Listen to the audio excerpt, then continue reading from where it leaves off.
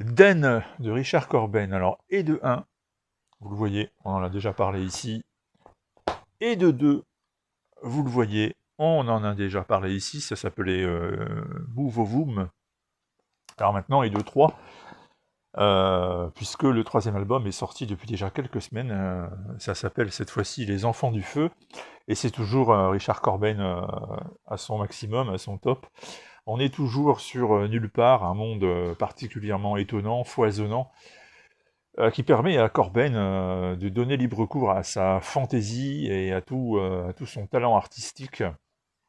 Eh bien, une fois encore, ça va être du très lourd et du très beau, comme vous pouvez le constater. Alors évidemment, il faut être fan de cette science-fiction fantasy qui aujourd'hui n'a plus cours. Mais si c'est le cas, autrement dit, si vous avez vraisemblablement un certain âge, parce que là on est plus vers de la BD patrimoniale qu'un public de jeunes ados, encore que ce serait bien que de jeunes ados découvrent et apprécient ça. Et donc avec ce troisième volume, on va un peu remonter aux origines de Den, on va avoir la réponse à certaines questions que peut-être on se posait, avec deux personnages qui s'appellent Kill et Mal. Ils viennent des tréfonds de l'espace et ils se retrouvent sur Nulle part, où ils s'échouent avec des œufs, une couvée qui va être décimée, et ils vont devoir protéger le dernier œuf, sachant que ça n'est pas simple, parce que sur Nulle part, on trouve aussi le sorcier Zeg, ainsi que son serviteur Zomug, qui passe son temps à vouloir manger tout ce qu'il trouve. Et donc ce sera l'épopée de Kill et Mal qui vont survivre, qui vont chacun à sa façon affronter des épreuves.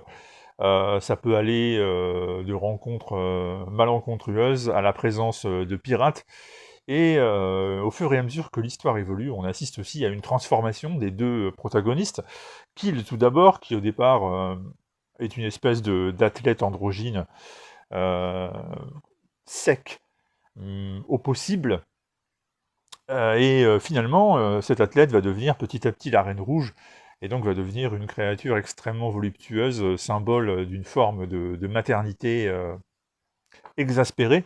Et puis Mal, par contre, qui n'est pas spécialement bien gaulé, va devenir petit à petit quelqu'un d'autre, et c'est lui qui sera le premier Den des origines, en tout cas qui précède le Den que nous avons découvert dans le premier volume.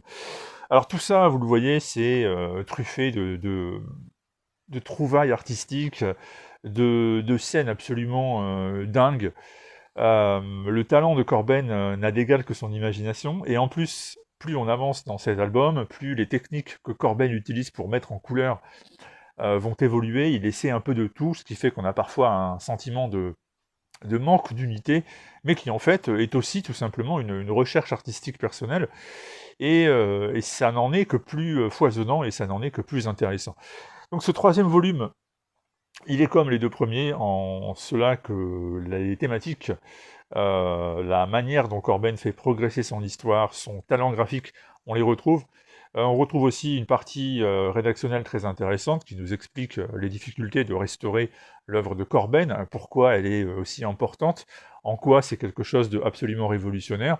On a José Villarrubia qui nous en parle, mais aussi, vous avez peut-être vu tout à l'heure, Matt Kind qui réalise une sorte de préambule dans lequel il explique à quel point Corben a pu l'impressionner.